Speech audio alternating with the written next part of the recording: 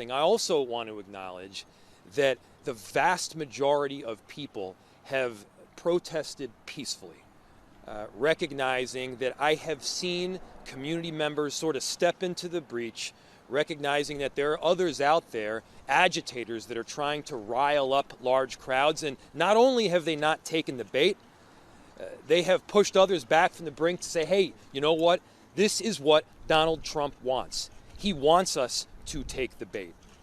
He wants those agitators to get a hold of this crowd in a way that it makes them cause harm to others and or damage to property.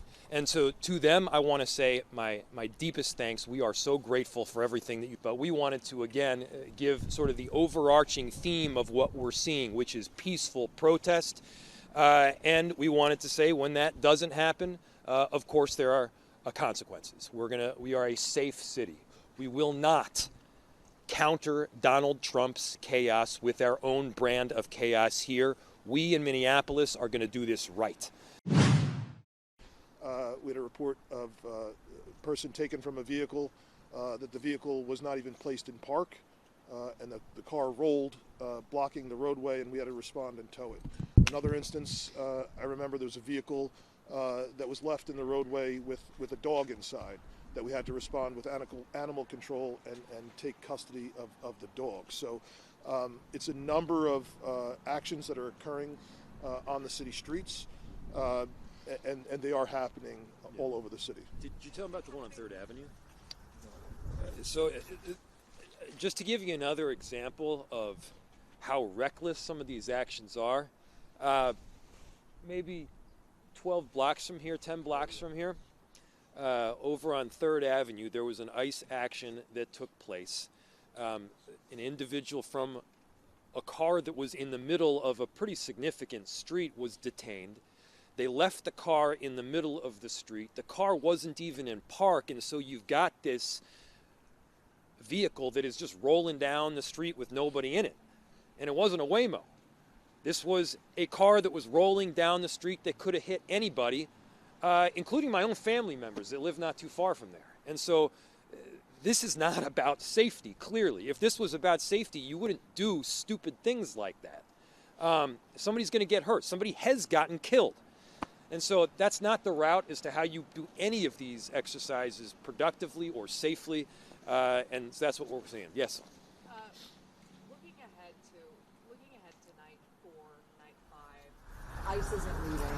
DHS is sending more officers. How concerned are you about tempers fraying, people getting tired, exhausted, and things turning dark? Yeah. I mean, concern, of course, is the name of the game. We are constantly monitoring what is taking place, not just the actions on the street, but also the energy of our police officers, our firefighters, our first responders that in many cases haven't gotten a whole lot of sleep. They're working really hard right now. So, I mean, I just think it's common sense that, you know, anybody, if you're tired or you're hungry or you're sick or you're forced to make a split-second decision when you're tired or you're hungry or you're sick, you're more likely to make a mistake. We don't want mistakes being made. And so I'm so appreciative of their work. I'm really grateful for it. And again, I want to reiterate this. I am really grateful for so many community members. I saw this video, I think it was yesterday, where you had this agitator, clearly from the far right, that was coming in and trying to rile up the crowd. He was trying to make the crowd do something that they shouldn't be doing. He was trying to make the crowd take the bait so that they would give the authorization or at least an excuse for the Trump administration to come in even more. It was so awesome that not only was the crowd not taking the bait, they were basically blowing them off. They were grinning down the bear. And I think that is emblematic of what's happening in Minneapolis right now. We are grinning down the bear. We are meeting a whole lot of despair with a lot of hope. We are doing right. We are being strategic. And yes, for those that aren't being strategic, for those that are taking the bait and causing property damage or otherwise, there are consequences. We're holding the line here all the way. Related to the shooting, I understand the officer, the ICE officer who shot this woman was treated at a hospital. Can you elaborate a bit on the nature of that, any injuries, where he was treated, when he was treated, how long he was in that? I think you're referencing the ICE agent, and I don't have any information on that. Do you? No, we don't know. There are some people online who are frustrated that they thought Minneapolis Police Department left the scene of the protest last night. Of course, you guys came back and state police came as well. Can you describe to us the strategy behind when you're not present at those protests and when you decide to come in? So this is a fine line that we have to walk, because unfortunately there's a whole lot of people that once we inject ourselves into a situation, then want to turn their frustration and their anger on us. So what we do is we act very strategically with restraint. We take our time to ensure that we have sound tactics, a good plan, and move in so that we can keep the safety of law enforcement as well as the safety of community in mind. What happened last night at one point was we still have everything else that happens in American cities happening. Our police officers had to respond to a 911 call that a woman who had an altered mental status had driven her car up onto a sidewalk and was blocking a parking access. So the police responded there and were dealing with that issue when they were unexpectedly and quite quickly surrounded by protesters at that march. And as we have seen, it is our police officers that then become the object of people's frustration. So because there was a safety element there, we quickly responded in and got those officers out, and then immediately formed up well over 200 police officers with a sound plan, began videotaping the actions that were happening and making the announcements and taking our time and allowing people who were not involved in illegal activity to legally disperse.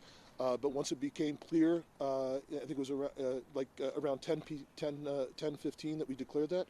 Once it became clear that there were individuals that were not going to abide by our direction to leave, they were placed under arrest.